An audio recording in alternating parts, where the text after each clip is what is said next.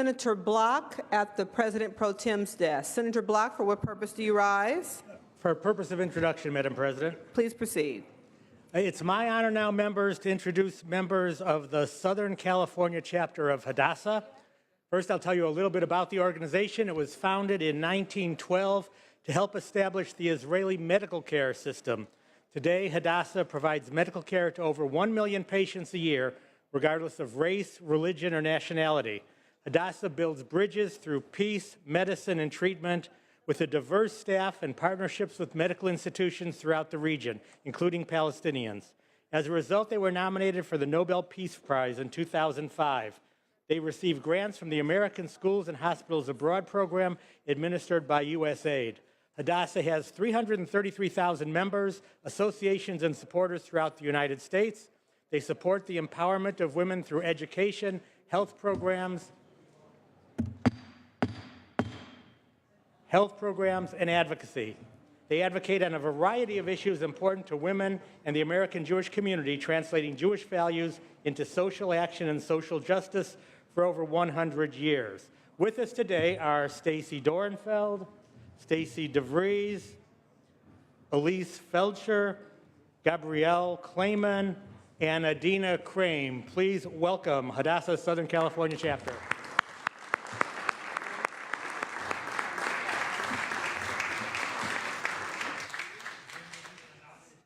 Mr. Jackson, for what purpose do you rise? If I may, also in honor and response to the group that's here right now as the chair of the Legislative Women's Caucus and as the daughter of a lifetime member of the Henrietta Zold chapter of Hadassah, I want to welcome this group and share with you the fact that the word Hadassah translated means compassion. Compassion, and this is a group that has existed since 1913. It began as a small mission of 2 nurses sent to pre-state Israel to provide emergency care to infants and mothers. By 1918, Hadassah had sent an entire medical unit comprised of 45 doctors, nurses, dentists, and sanitary workers to bring American-style medical care to the Middle East. The organization flourished over a century into 2 world-class medical and research centers in Jerusalem. Throughout its history, it has taken a feet-on-the-ground approach to helping others, and today is no different. Ladies and gentlemen, this is what a small group of very determined Jewish women can accomplish, and I would like all of us to share in their appreciation for their efforts and to also join in a round of applause for the work they do.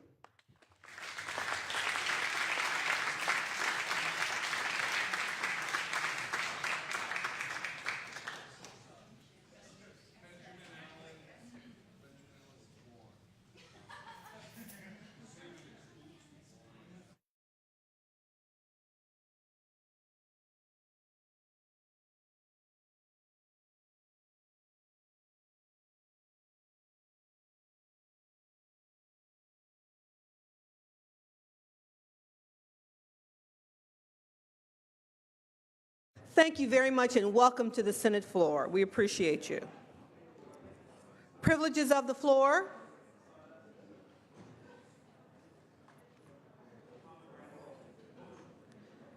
Senator Lara at the Pro Tem's desk.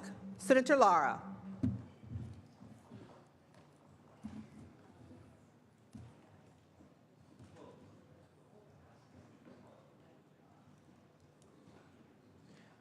Thank you, Madam President and members. Please join me in welcoming a very special guest to the Senate floor today, Ms. Alice Goff. Alice is a champion for working men and women, fighting for fair working conditions and gender pay equity as president of ACEA Local 3090. She also serves as president of AFSCME District Council 36, representing 22,000 workers in public and nonprofit jobs throughout Southern California. Alice began her life in public service working for the Los Angeles Police Department.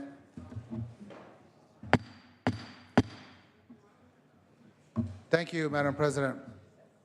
As a strong advocate for social justice, she soon began active in Local 3090, serving first on the executive board and then as president of district council, where she has been re-elected 6 different times. Among her many accomplishments, she has been recognized as an African-American trailblazer by the Crenshaw United Methodist Church, received the Rosa Parks Award from the Southern Christian Leadership Conference, and was named as a Woman of the New Los Angeles by the Alley Alliance for the New Economy. I am presenting a resolution today to recognize her incredible work and contributions on behalf of all of working people across this great state. Please join me in congratulating Alice Goff.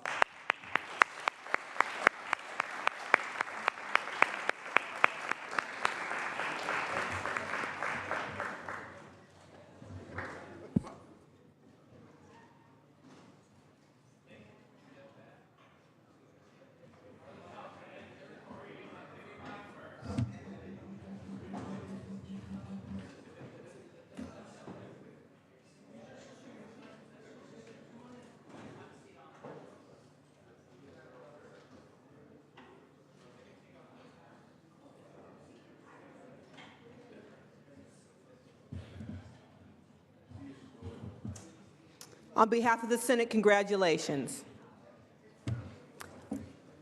Privileges of the floor. Senator Allen, are you prepared to take up your... Got it, okay. Privileges of the floor. Seeing none, colleagues, we'll move on to messages from the governor. They'll be deemed read. Messages from the assembly will be deemed read. Reports of committee will be deemed read and amendments adopted. Motions, resolutions, and notices. There are floor amendments at the desk. They will be deemed adopted. Senator Hertzberg, for what purpose do you rise? Yeah, with regard to file item number 9, SCR 119, to move to an active file, Madam President. SCR 119, move to the inactive file. The desk will note. Motions, resolutions, and notices. Senator Roth. Thank you, Madam President. Request that item 12, Senate Bill 897, be moved to the inactive file. The desk will note. Motions, resolutions, and notices.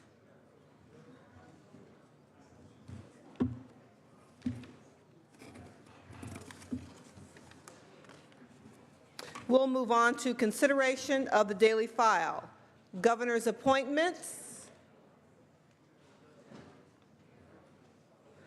Unfinished business, file item number 8. Oh, you want to go back to governor's appointments, Mr. Pro Tem? Governor's appointments, file item 1. Mr. Pro Tem. Thank you, Madam President. Colleagues, we have before us 2 appointments, Claudia Christ as well as Brandon Nunez. Both are new to their positions at the Department of Public Health, and both have extensive experience. Claudia Christ is a registered nurse and RN who most recently worked as a deputy director for the Department of Healthcare Services. Brandon Nunez has worked for the Department of Finance for over 15 years, most recently as a principal program budget analysis. Both of them pass on a bipartisan vote. I respectfully ask for an aye vote. Mr. Secretary, please call the roll. Allen. Aye. Anderson. Bates. Bell. Aye. Berryhill. Block. Aye. Canella. De Leon. Canella, aye. De Leon, aye. Fuller. Aye. Gaines. Galgioni. Aye. Glazer. Aye. Hall. Aye. Hancock. Aye. Hernandez. Aye. Hertzberg. Aye. Hill. Aye. Wesso. Aye. Huff. Aye. Jackson. Aye. Lara. Aye. Leno. Aye. Leva. Aye. Liu. Aye. McGuire. Aye. Mendoza. Aye. Mitchell. Aye. Monning. Aye. Morlock. Aye. Morrell. Wynn. Aye. Nilsson. Aye. Pan. Aye. Pavley. Aye. Roth. Aye. Runner. Stone. Aye. Vidak. Aye. Wachowski. Wolk. Wolk, aye. Berryhill, aye. Anderson. Aye. Bates. Gaines.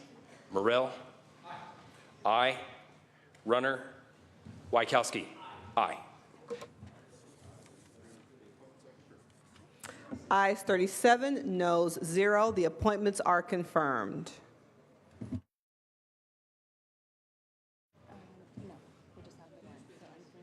Oh, he went right on. Unfinished business, file item number 8.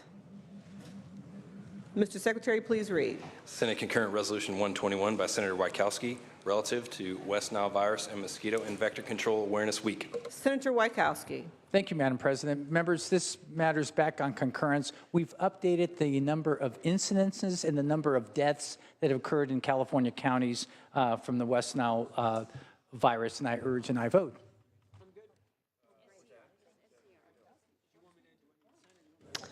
Any discussion or debate?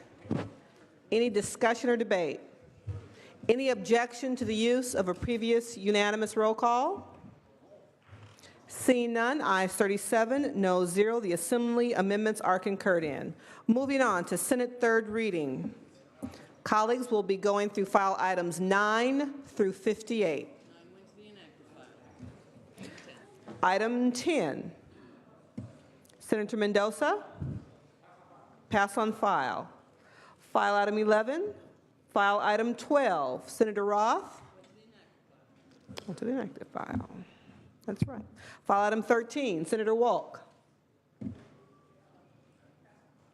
Pass on file. File item 14, Senator Wykowski. Pass on file. File item 15, Senator Hueso. Pass on file. 16 has been dispensed with. File item 17, Senator Nguyen. Mr. Secretary, please read. Senate Bill 969 by Senator Nguyen, an act relating to food. Senator Nguyen. Thank you, Madam President. Today, I'm honored to present SB 969, which seeks to allow Vietnamese rice cakes known as bánh tét or bánh chưng in Vietnamese to be sold at room temperature for 24 hours. Vietnamese rice cakes follow a traditional recipe that has been passed down for hundreds of years, generally prepared for Vietnamese holidays such as Tet, the Lunar New Year festival. Vietnamese rice cakes involve tightly wrapping sticky rice, mung beans, and banana or pork into banana leaves and fasten the package with bamboo strings. Once wrapped, these rice cakes are boiled for more than 10 hours to remove any bacteria. The common practice for these rice cakes is that they are prepared in the morning and sold within a few hours. Refrigeration or freezing of these rice cakes gives them a hockey puck consistency, rendering them inedible to any customers. This is not the first time the legislature has created exemptions for traditional Asian recipes. In 2001, the legislature passed AB 187 by then Assembly member Senator Carol Liu, which created a similar exemption for Korean rice cakes to be sold at room temperature, and another senator in 2011 for the Chinese noodles. 10 years ago, the Department of Public Health conducted a food safety study on rice cakes that allowed the traditional Vietnamese cooking techniques. Since then, the Vietnamese American community has been patiently waiting legislation that would allow the traditional rice cakes to be sold in stores legally at room temperature within 24 hours. SB 969 received unanimous support in the Senate Health Committee, and I respectfully ask for your aye vote. Thank you, Senator. Any discussion or debate? Any discussion or debate? Senator Bell. I urge support of this bill. I think that practice has shown this is not a problem. We should support this. Senator, would you like to close? I just respectfully ask for your aye vote. Thank you. Is there any objection to the use of a previous unanimous roll call? Seeing none, ayes 37, no 0. The measure passes. Senator Allen, for what purpose do you rise? For a purpose of introduction. Please proceed. Thank you, Madam President. As many of you know, May is California Travel and Tourism Month, and in honor of this occasion, today we're recognizing the travel and tourism industry from around the state. And as California strives to remain the biggest tourism economy in the United States, Visit California is our nonprofit organization tasked with inspiring travel to the Golden State and increasing the state's share of tourism-related revenues. So we've got here Carolyn Beteta, who serves simultaneously as President and CEO of Visit California, as well as Director of Tourism for the Governor's Office of Business and Economic Development. And she's responsible for implementing Visit California's $100 million global marketing program to ensure California remains the premier travel destination in the United States. She also serves as the lead spokesperson for California's $121 billion travel industry. Visit California develops dynamic and effective global marketing initiatives that inspire millions of visitors from around the world to dream big and visit California. The billions of dollars injected into California's economy due to tourism every year allow for infrastructure expansion, job creation, and economic stability across the state. And here with Caroline today are three of the commissioners from the Travel and Tourism Commission, Seema Patel, Ben Webster, and Gary Buffo, all of whom were appointed by Governor Brown to serve on the commission. And it's just our honor and privilege to welcome them here to the floor today. Welcome to the Senate floor.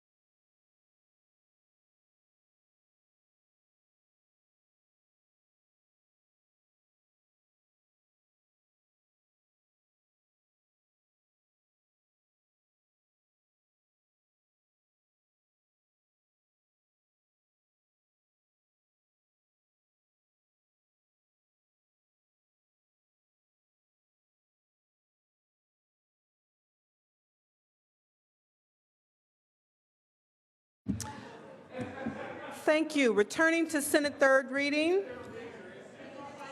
File item 18, Senator Galgiani. Pass on file. File item 19, Senator Allen. File item 19, Senate Bill 1214.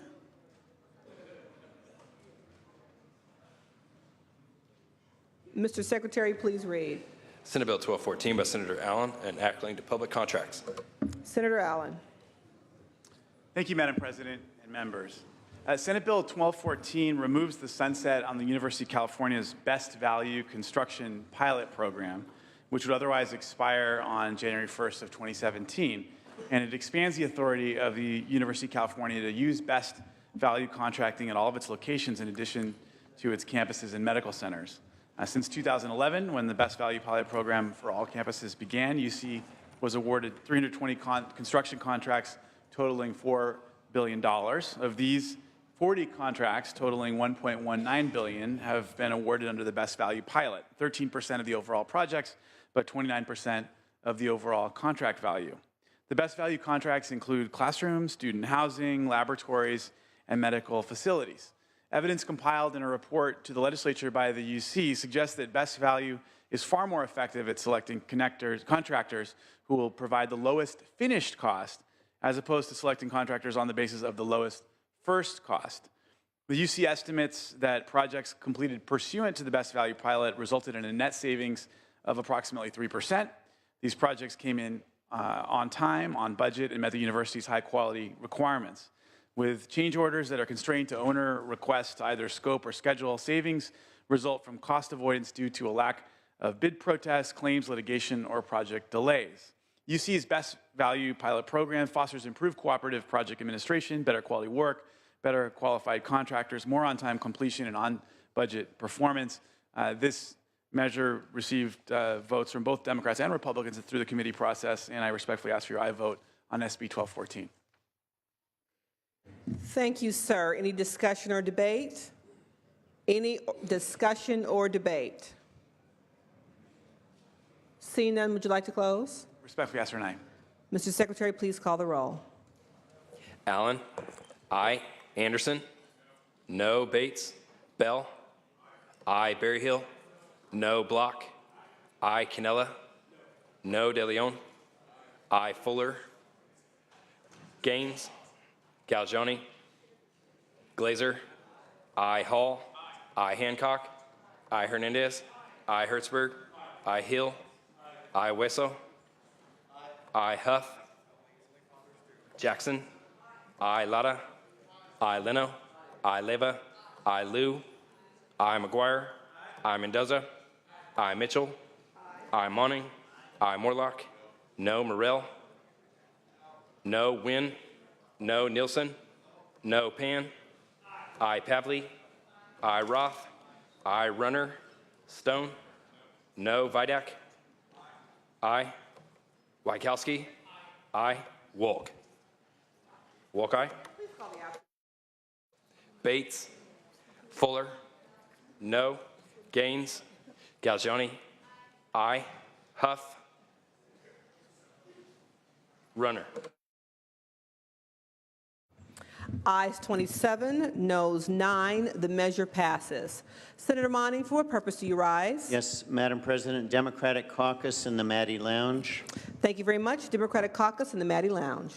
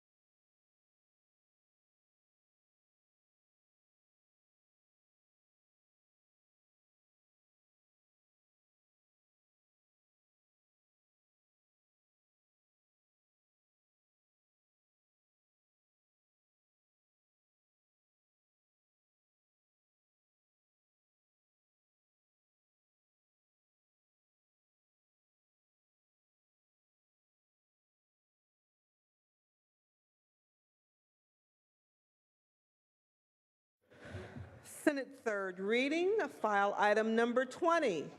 Senator McGuire. Mr. Secretary, please read. Senate Bill 1266 by Senator McGuire, an act relating to local government. Senator McGuire.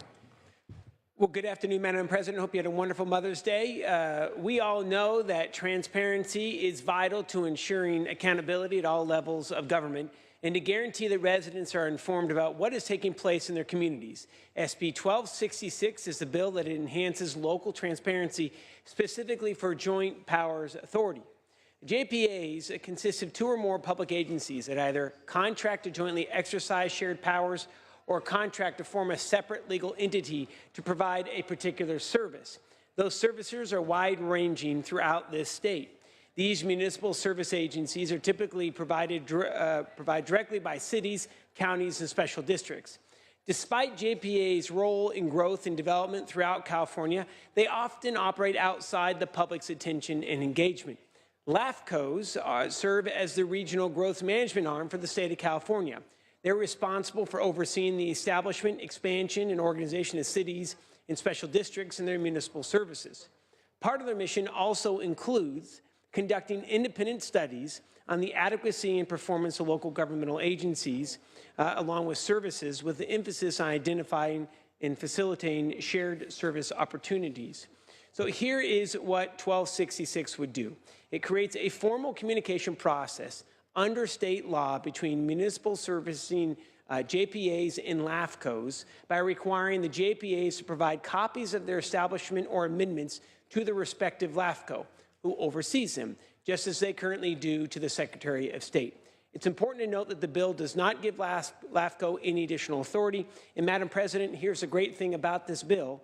It's received bipartisan support, number one, which is exciting. And it's endorsed not just by the California Association of LAFCOs, but get this, the California Association of Joint Powers Authorities as well. So you got both sides of the aisle, 2 fronts. Would respectfully ask for an aye vote. Thank you so much, Senator. Any discussion or debate? Any discussion or debate? Would you like to close, sir? Would respectfully ask for an aye vote. Thank you so much. Please call the roll. Allen. I. Anderson. Bates. Bell. Berryhill. I. Block. I. Canella. I. De Leon. Fuller. I. Gaines. Galgioni. Glazer. I. Hall. I. Hancock. I. Hernandez. I. Hertzberg. I. Hill. I. Wesso. I. Huff. I. Jackson. I. Lara. I. Leno. I. Leva. I. Liu. I. McGuire. I. Mendoza. I. Mitchell. I. Monning. I. Morlock. I. Morrell. I. Wynn. I. Nilsson. I. Pan. I. Pavley. I. Roth. I. Runner. Stone. I. Vidak. I. Wachowski. I. Wolk. Wolk, aye. Call the absent members. Anderson. I. Bates. Bell. De Leon. Gaines. Galgioni. I. Runner. Ayes 35, no 0. The measure passes. File item 21. Mr. Secretary, please read. Senate Bill 1068 by Senator Leyva, enacting to homeless children and youths. Senator Leyva. Thank you, Madam President. Good afternoon, Madam President and members. Today I rise to present Senate Bill 1068. This bill would improve the coordination of services for homeless students across California by providing training and informational materials to homeless student liaisons and other school staff. California has the unfortunate distinction of having the most identified homeless students in the nation, with over 300,000 during the 2013-2014 school year. This was more than twice as many as New York, which is second, and almost 3 times as many as Texas, which is third. In addition to suffering from homelessness, these students also face a number of barriers that make typical involvement in school activities difficult. Everyday things such as getting to and from school, doing homework, and participating in extracurricular activities can be very challenging for students who do not have a consistent place to call home. Federal law requires each local education agency to have a homeless student liaison to help homeless students access the education system and the rights guaranteed to them by state and federal law. However, these liaisons unfortunately often have huge workloads and numerous responsibilities. California does not currently provide a training program or instructional materials that would help liaisons better assist their students and train other staff on how to identify and help homeless students. Members, this bill will help homeless students excel both academically and personally by ensuring that the staff responsible for providing services and helping them navigate the education system are well trained and have the necessary support from the state. SB 1068 passed unanimously out of both the Education and Appropriations Committee and has no opposition. I respectfully ask for an aye vote. Thank you. Any discussion or debate? Any discussion or debate? Seeing none, please call the roll. Allen. I. Anderson. I. Bates. Bell. Berryhill. I. Block. I. Canella. I. De Leon. I. Fuller. I. Gaines. Galgioni. I. Glazer. I. Hall. I. Hancock. I. Hernandez. I. Hertzberg. I. Hill. I. Wesso. I. Huff. I. Jackson. I. Lara. Leno. I. Leva. I. Liu. I. McGuire. I. Mendoza. I. Mitchell. Aye. I. Monning. I. Morlock. Morrell. Wynn. I. Nilsson. I. Pan. I. Pavley. I. Roth. I. Runner. Stone. I. Vidak. I. Wachowski. He's right here. I. Wolk. Wolk, aye. Call the absent members. Bates. Bell. Gaines. Lara. I. Morlock. I. Morrell. I. Runner.